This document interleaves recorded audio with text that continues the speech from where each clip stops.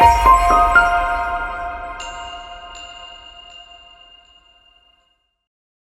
right, welcome. We will start this Public Utility District number 1 of Skagit County Board of Commissioners meeting with Pledge of Allegiance. Please join me. I pledge allegiance to the flag of the United States of America and to the republic for which it stands, one nation, under God, indivisible, with liberty and justice for all. All right, thank you. Well, I would be looking for a motion to approve the consent agenda items 1 through 4. Motion to approve consent agenda items 1 through 4. Second. Motion is second. All in favor? Aye. No opposition. Motion carries. All right. Now we would love to hear from the audience. Should anyone in the audience feel they want to be heard? So yeah, not so much. Online, if you're there, please use the raise your hand function.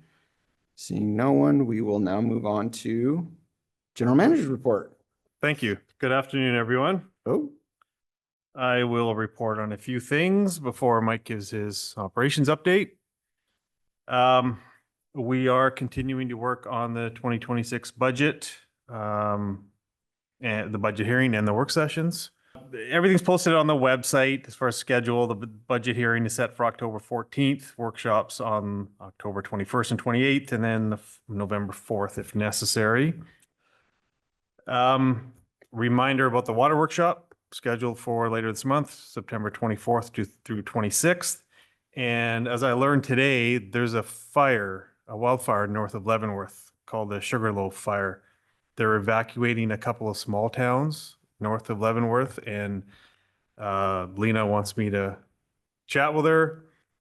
I think they're just going to end up keeping an eye on it. Hopefully they don't have to cancel. Everybody's already made all these arrangements and took time off and everything else, but that may have an impact. I don't know. As of a few days ago, it was 0% contained. So I don't know how well it's going right now, but just something to be aware of.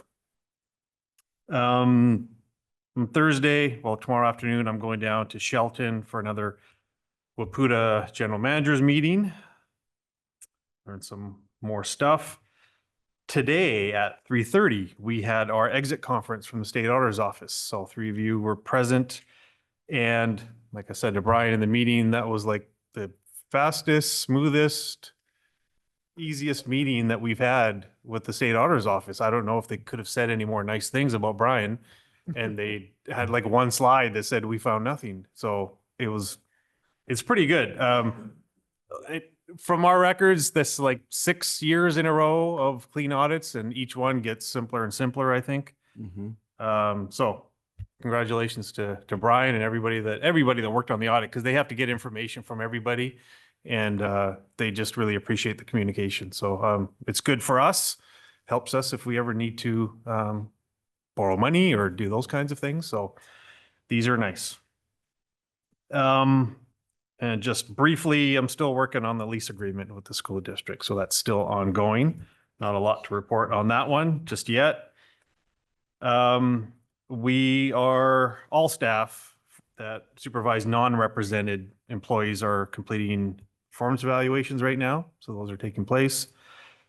Kathy and HR completed the compensation study for non-rep, the update to the comp study. And we're going to be updating salary ranges for everybody this month in preparation to put that into the budget next month. Yeah, that's mostly what I have. Not a whole lot else, unless there's any questions about anything. not for me. Will we have an update on kind of project updates for expenditures for 2025?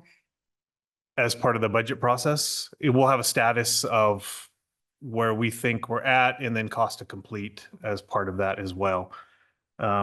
I can update you on a couple of projects just that are going on right now, since you brought that up.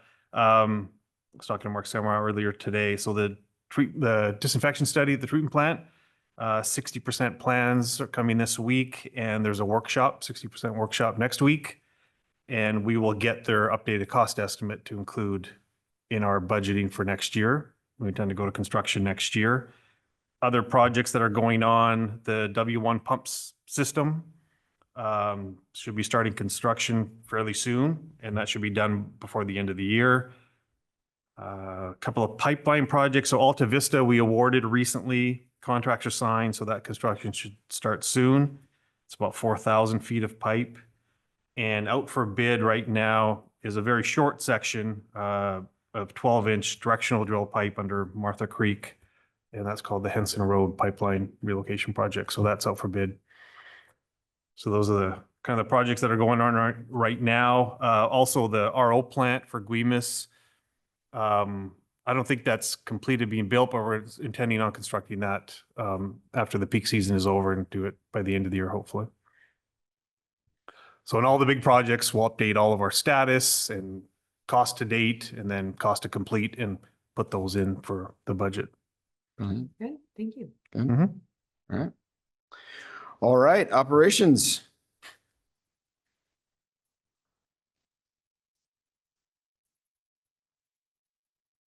Good afternoon, everybody. Hey. On top of what George said, there are going to be a couple other big ticket items coming through in probably the next few weeks as well. We're going to order another pump for the SRD. We've kind of narrowed down the scope on those, and money is in the 2025 budget, but we'll be sending out a purchase order and get that thing ordered and get it coming before next spring. Part of the tune of almost 300, well, 250,000 or something like that. So that'll be one thing you'll see coming up pretty quick. Let's see. So projects we got going at the treatment plant. We haven't got a whole lot of water this year so far out of the river, except what we got this spring. But the majority of the water in the reservoir right now has come from the river. And we're hoping to do some more pumping here coming up later this month or next month if the river clears up. Because we are a little bit, I wouldn't say a little bit low, but we're getting down to where we need to start filling it back up again. And looking hopefully to get some clean water coming up next month. So as I said a minute ago, we're finalizing some specs and get the final quote on the SRD pump. And we should have that number and get a quote coming and a purchase order coming pretty quick here this next week or two. The crew has been removing all the lagoon solids from the last drying period of pond number 1. And then we also did some improvements to the lagoon floor itself to help facilitate drying the next time. So far the last few years, we've been able to dry the beds and haul the material off ourselves rather than hiring out the pumping where we used to haul it to Ferndale and dump the dirty water on the ground to the tunes of tens of thousands of dollars. We've been able to handle the lagoon cleaning ourselves the last few years, which has been a pretty good deal. And you asked last week, Commissioner Hamburg, about Operator 10. It is indeed Operator 10 that Jamie was implementing and working on the databases on. So he and Amelia both are starting to put information in there now that the software has been installed with Luis's help and the IT department and the software salespeople. Now that we have it in, they can start integrating all the databases in there. So right now the reservoir has about 80% of the water in there has been pumped from the river this year. That number will change, of course, come wintertime when we start getting some rain in the fall. But conversations and looking back and talking, I think when the SRD was originally designed, there was talks of that SRD providing 15 to 20% of our water a year. Well, you can see it's a whole lot different than what we planned on years ago.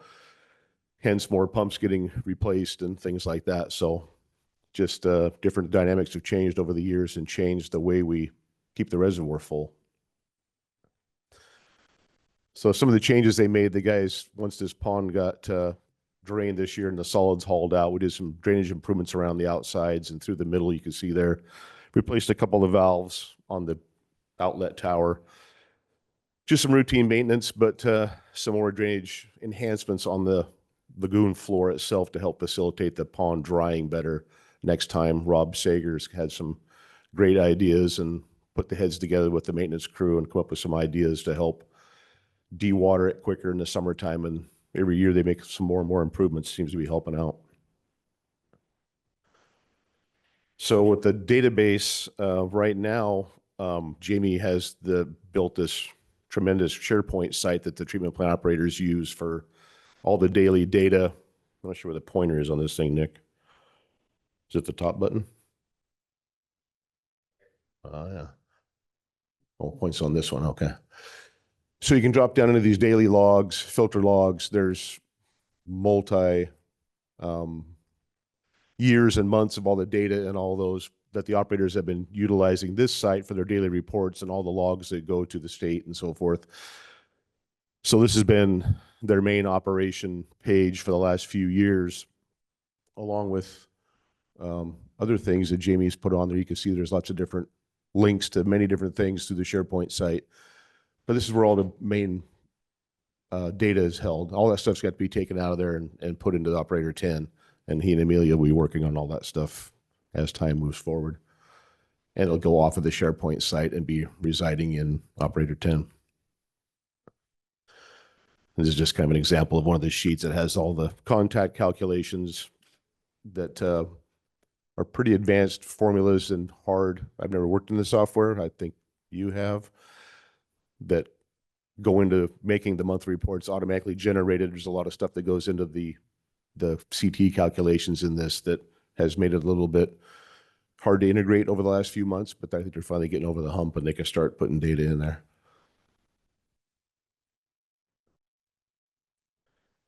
Amelia is finishing up the last of the coliform monitoring plans. So every 5 years, you have to update people that are upstream and downstream from your sampling sites in case there's a failed coliform hit or a E. coli event, anything like that. You have to have people downstream from the sample locations out in all your distribution systems. So every 5 years, you have to go around, knock on doors, make sure the email addresses, phone calls, same people live there, things like that, to report to the Department of Health.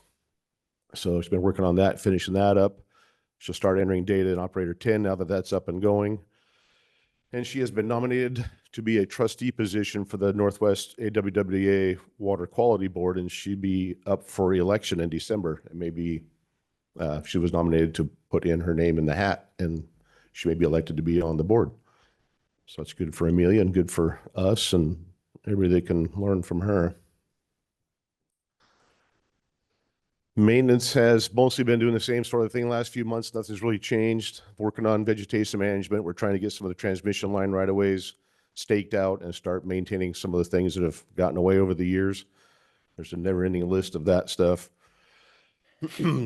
They're partially through, probably 3/4 of the way through the hydrant maintenance for the year. They're working on the painting portion of it now.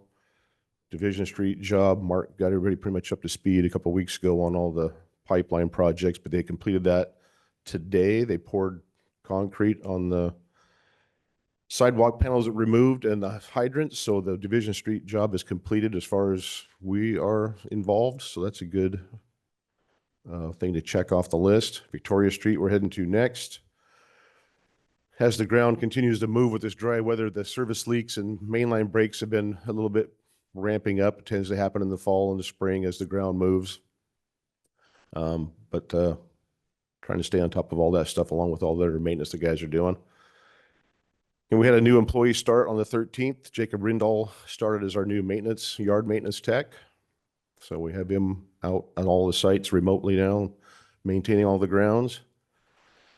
And I spoke last week talking about, or the last meeting talking about whether or not we tracked the saddles and the service leaks compared to the pipelines and how we grade the pipe replacement program and stuff.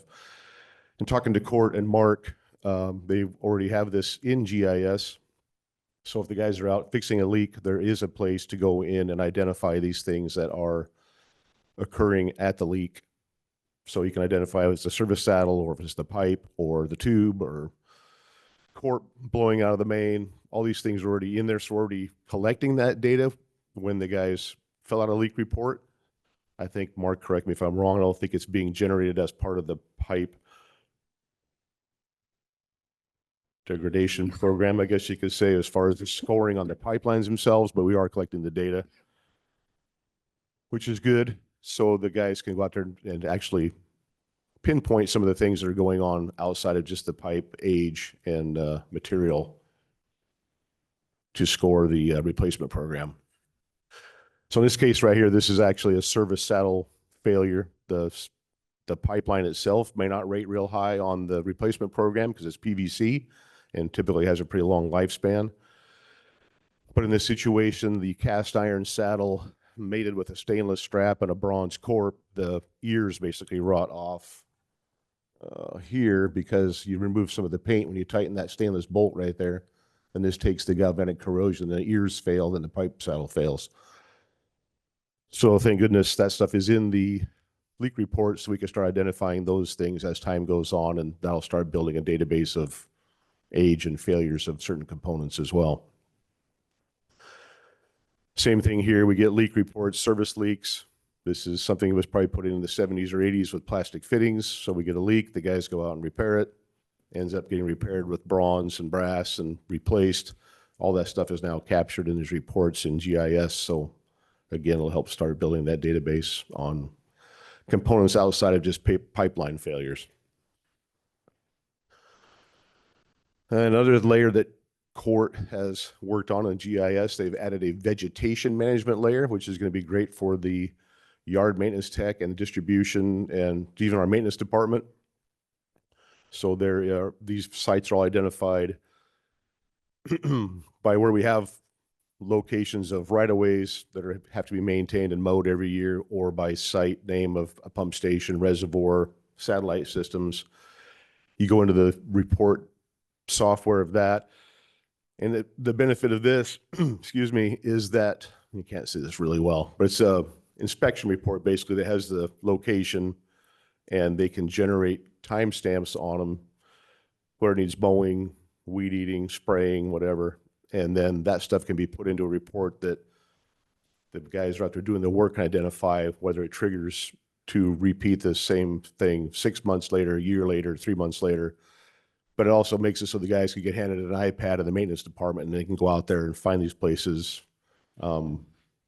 just off the map and know what it needs to take to maintain them when they get there. So another great asset that GIS has put into city work. So many facets of the software that are tremendously helpful for all the different things we do.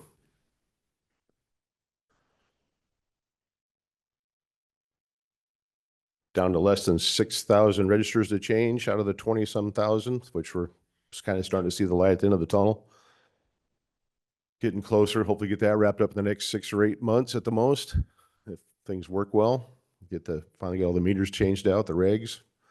The large meter testing's been done for the year, and there's going to be a budget item there is a line item in the budget to buy our own test meter. Instead of contracting, consulting that, we'll try and do our own large meter testing from here on out in-house. The couple of the SCADA projects are just wrapping up. SCADA at Dukes Hill and Hoogdal. It's been a year coming, getting parts and pieces and getting those are probably late 2024 projects, honestly, just getting wrapped up. Getting integrators and everybody on the same page is difficult at times. The potlatch skid is under construction right now. There's a picture here in a second. We're still working on the PRV rebuilding annually, and now this Department of Health wants us to identify all of our air vacs in the system and put those on a rebuilding program. That is going to be a large chore. There's a lot more of those out there than there are PRVs by the hundreds. But with the Mercer Island E. coli incident, I think it was several years ago when a couple of people got really sick on Mercer Island, it was due to a submerged air vac. This they narrowed it down to. So now the state's pushing on getting all those rebuilt and redone. More to follow with that. GIS is going to be heavily involved in that as well, identifying all that stuff. That's the RO skid currently. They sent us a picture about a week ago.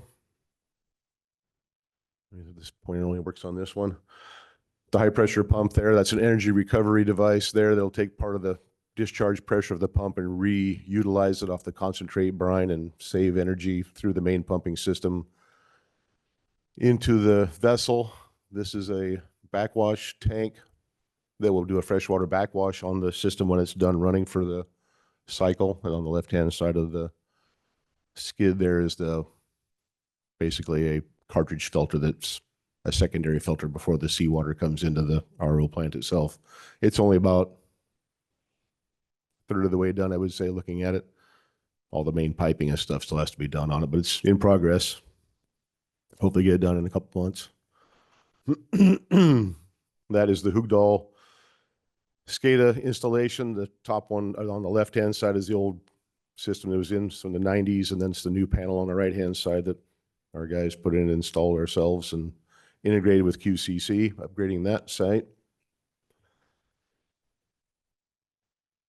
Little movie there. And then one of the old service trucks that got replaced with the one that we waited 3.5 years to get. That service truck, we took the bed off of it and we cut the tail end off of it, and we're gonna turn it into a patch truck hauler to haul our hot box to go do the patching that we do after jobs.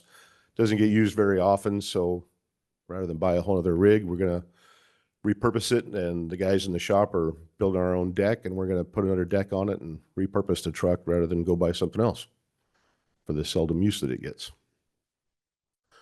And outside of that, that's about it for now, unless you got any questions. Remind me again, are we fully operational on the automation of Gilligan intake? Yeah, so at the end of spring, when we finally had all the wrinkles ironed out and got a meter in there that was accurate, we had to go to an ultrasonic meter bolted on the outside of the pipe. So we couldn't get an insertion meter of any type to stay consistently accurate. So by the time we got that put on there and had everything tested, we kind of ran out of water, so we didn't have like a week's worth of water to do a good flow testing and all that. But we're pretty confident we're in good shape this year to fire it up and have a whole lot better results. We can't control the weather, but weather providing, Might be a few more months. yeah, weather providing, we should be in pretty good shape. All right, well, thank you. Yep. Outstanding. Right. Great. Well, we have no new business on the agenda. Judy Reservoir data and the information packet there. Commissioner comments. Anything for the good of the order? None for me. All right. All that being said, we will adjourn at 4:52.